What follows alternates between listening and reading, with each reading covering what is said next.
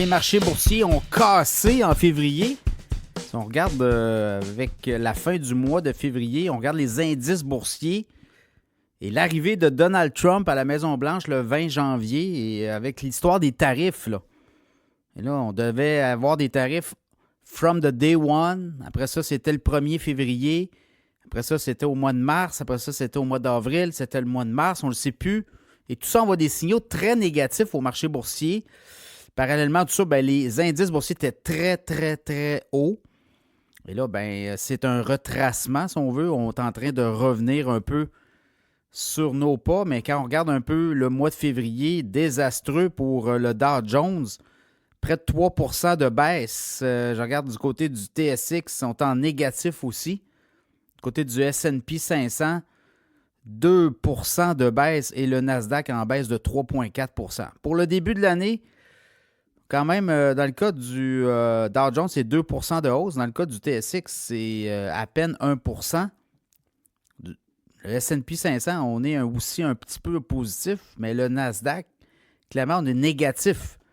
Donc, comment interpréter tout ça? Les analystes, ont beaucoup de tarifs, l'inflation aussi qui continue de monter aux États-Unis, qui inquiète, alors que la Fed a dit qu'elle n'interviendrait pas. Donc, tout ça envoyé des messages au marché boursier, faites votre ménage. Alors, oui, il y a eu... là, ce qu'on voit aussi, c'est qu'il y a des grands gestionnaires qui sont en train... Ils ont vendu leur partie dans le techno, une partie du techno, et on s'en va se placer tranquillement là, vers du discrétionnaire, un repli défensif, donc de la nourriture, les chaînes de pharmacie, les chaînes d'alimentation, donc tout ce qu'on a un peu là, dans la fabrication de base.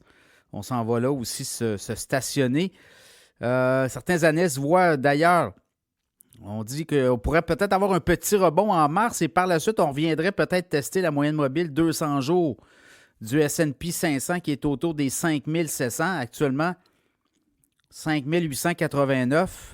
Donc, on pourrait peut-être avoir un rebond début mars et peut-être par la suite un repli avant de repartir vers le haut. Certains analystes voient même le S&P 500 au mois de juillet à 7000 points et terminer l'année peut-être autour des 6500, 6700. C'était un peu les pronostics qu'on avait en début d'année. Dans le cas du S&P 500, on était à 2 janvier, on était à 5800 points. On est monté jusqu'à la semaine dernière à 6140, 6150. Et depuis, c'est la descente. Évidemment, résultat financier, on a eu NVIDIA comme résultat financier. On attendait ça. Les marchés n'ont pas beaucoup branché, même on vu ça un petit peu plus négatif.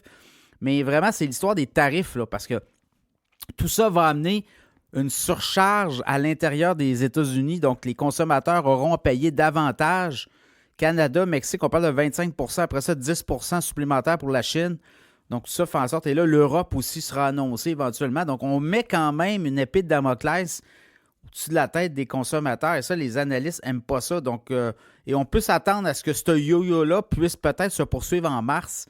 Donc, pour le premier trimestre, ça pourrait être un trimestre encore très difficile pour les investisseurs. Quoique mars, quand vous regardez les chiffres, mars est beaucoup plus positif. Février était vraiment un mois négatif. Là, si on regarde depuis les années 50 sur le S&P 500, février était négatif, alors que mars, en moyenne, donne entre 1 et 1,5 % de rendement positif. Et là, ça peut être 3 %, ça peut être 4 % une année, ça peut être 2 l'autre. Autour de 1 à 1,5 %. Donc, c'est un des meilleurs mois là, à la bourse, le mois de mars et le mois d'avril aussi. Donc là aussi, on doit et on devrait s'attendre à un rebond. Donc, pour le mois de février, écoutez, mois oublié, non. Il y en a certains qui ont vendu leur techno. On a pris un profit parce que quand vous regardez techno aussi, là, il y a eu un retracement. Il y a eu vraiment une baisse importante. Dans certains cas, c'est du 10 % de baisse. Donc, c'est vraiment une correction.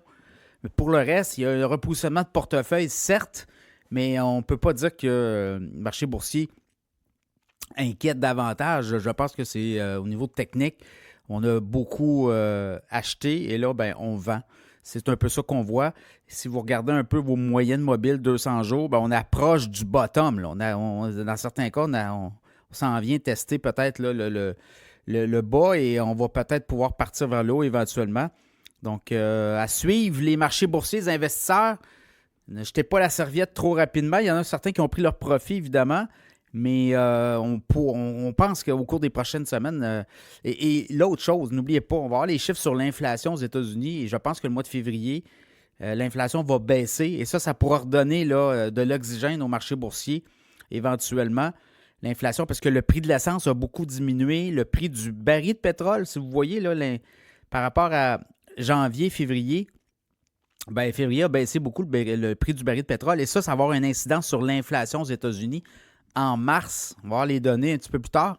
Et ça va donner un souffle. Est-ce que la Fed aussi va peut-être venir s'immiscer dans le débat, peut-être baisser les taux, annoncer qu'éventuellement on pourrait baisser les taux. Donc, c'est toutes des nouvelles comme ça là, qui pourraient se succéder, faire en sorte que les marchés boursiers pourraient avoir plus d'oxygène. Alors, ça sera à suivre.